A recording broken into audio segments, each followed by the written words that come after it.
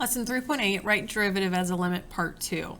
Again, this is going to seem kind of repetitive because it is, but we need to learn that there's actually two derivative forms. One of the forms is using h, and remember h is that horizontal distance of how far away that second point is from that original x value, and we want that h to come to basically nothing. The second limit that we can find is if they give us a specific number, we can actually replace that with a. And so this function will be different because we're not having h coming to 0, we're having x coming to a number. And so what we have to do is take the original function minus the y value at that a value over x minus that x value. And so you'll see the difference in that. Number 1 says, given the function f of x equals 3x cubed plus x to the 5th, determine the slope of the tangent line of f at x equals 4 using the limit shown below. Excuse me.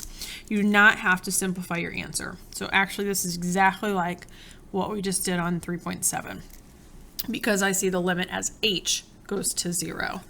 So the difference quotient is that f of x plus h, I'm going to put in 4 minus f of 4 all over h. And so again, you have an option of figuring out what f of 4 is, or you could simply just put 4 in for x, and I'm sure it'll take that answer too. I really just like figuring out what it is. And so that would be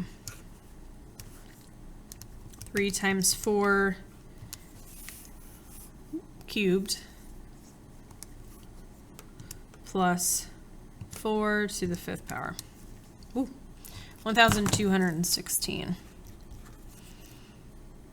And so then I would have 3 times 4 plus h cubed plus 4 plus h to the 5th power minus f of 4 was 1216 all over h. Thank goodness we don't have to simplify. We would have to cube this and take this to the 5th. That would be awful. So that's all on that one. Number 2, given the function f of x equals 2 times natural log of x plus 5, determine the instantaneous rate of change of f at x equals 2 using the limit shown below. You do not have to simplify. I just love that instantaneous rate of change. That's the same wording as find the slope of the tangent line or find the derivative. This time we see that the limit is as x approaches a. So as x is getting closer to the target value, which in this case is 2. So really we can say that a is 2. It's just giving it a different name since we're already using x. And then that template, if you look above, is f of x minus f of a over x minus a. So just a different form you need to memorize. F of x is simply the function. It's right here.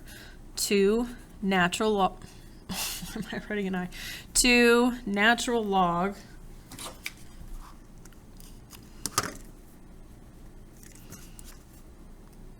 I always tell people, I'm like, no, calculus isn't hard. It's just a whole new math and way of writing everything. 2 times natural log of x plus 5 minus, we've got f of a. Well, our a is that 2.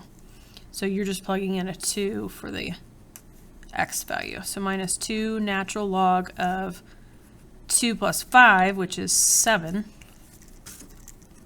all over x minus your a value, which was 2. And you can type your answer in exactly like that. And that's it.